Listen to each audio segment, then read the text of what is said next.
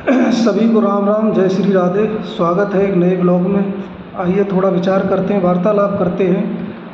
एक गोस्वामी तुलसीदास जी ने जो चौपाई लिखी है उसके ऊपर विचार विमर्श करते हैं कि बड़े भाग्य और मानुष तन पावा और सुर दुर्लभ सब ग्रंथन गावा। अब तुलसीदास जी ने ये चौपाई लिखी, यानी बड़े भाग्य मानुष तन पावा। बहुत भाग्य से, बड़े भाग्य से जन्म जन्मांतर के जब पुण्य उदय होते हैं तब इंसान को ये मनुष्य का शरीर मिलता है। तो ये मनुष्य के बारे में ही क्यों कहा? अरे हमसे ज़्यादा ताकतवर हाथी है, तो तुलसीदास जी ने ये क्यों नहीं लिख दिया कि बड़े भाग्य हाथी तन पावा या बड़े भाग्य शेर तन पावा? ये सिर्फ मनुष्य के बारे में ही लिखा है। और सुर दुर्लभ सब ग्रंथन गावा, यानी ये शरीर प्राप्त करने के लिए देवता तक तरसते हैं।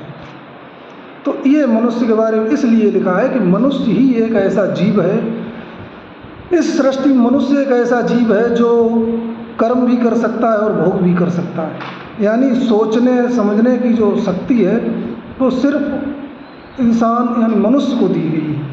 बाकी अगर ताकत की बात आ जाए तो हाथी है, शेर है, चतुराई की बात आ जाए तो लोमड़ी है, नज़र की बात आ जाए तो उल्लू रात में भी देखता है। तो और कुछ खास नहीं, बस अगर कुछ है तो एक यही है कि हम सोच सकते हैं, अच्छे और गलत का चुनाव कर सकते हैं। तो इस मनुष्य के जो जीवन चक्र है इसमें 3 पन होते हैं। पहला होता है बचपन, दूसरी जवानी और तीसरा बुढ़ापा। तो बचपन तो जाता है नादानी में, ना समझी में। बुढ़ापा जाता है मजबूरी में, यानी सब कुछ समझ रहे फिर भी आप कोई सुनने वाला नहीं है। अगर आप कोई भी अच्छी सलाह दोगे तो नया लड़का जो भी होगा सीधा बोल देगा तुम्हें बहुत पता, अरे कुछ नहीं जानते तुम। अब रही जवानी, तो वही उम्र होती है कुछ करने की। और जिसने जवानी में लगा के पाउडर चप्पलें चटकाई उन्हें अंत में रोए आंसू नहीं आए।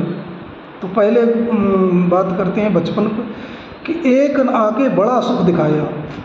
किसने? बचपन में। एक आके बड़ा सुख दिखाए, पट्टी बस्ता बगल में दबाए, पढ़ने पाठशाला में धाए, क्या बताऊं बताया न जाए, उन दिनों की बड़ी याद आई। जो दिल में आया वो किया, क्या अच्छा क्या बुरा कोई मतलब नहीं, कोई फिक्र नहीं, कोई चिंता नहीं। जिसका सम्मान करना था अपमान कर दिया, जिसका दिल में आया सम्मान किया। जो चीज़ खाने की थी वो खाई, जो नहीं खाने की थी वो भी खा ली। अब आई जवानी, तो एक ने आके ऐसी गड़बड़ मचाई। किसने? जवानी ने। एक ने आके ऐसी गड़बड़ मचाई तो घर वालों ने शादी रचाई। सुंदर सी बहू से जोड़ी मिलाई, बाली बच्चा भई खुशी मन मनाई। जो कुछ जीवन में करी कमाई, बस सब बाली बच्चन के ही काम में आई। अब आया बुढ़ापा, बोला जवानी से बहुत मज़े ले लिए, हमें भी आने दो। तो एक ने आके बड़ा दुख दिखाया। किसने? बुढ़ापे। एक ने आके बड़ा दुख दिखाया, मुँह सिर हिला, मुँह पोपला बनाया। पढ़ाया लिखाया बड़ा बनाया, टूटा खटोला उन्हीं ने दिखाया। खांसी खुर्रा ने अड्डा जमाया। बहुत दुख दिया बुढ़ापे ने। सब कुछ जानते हैं लेकिन कोई सुनता नहीं है। तो बुढ़ापा तो चला गया मजबूरी में। अब एक आके सिर पे चढ़ेगी, घर वालों में दावत उड़ेगी, फिर खाने वालों ने आनंद पाया, एक ने आके कर दिया सफाया। यानी मौत जब आती है तो साथ ही लेके जाती, वो धोखा नहीं देती।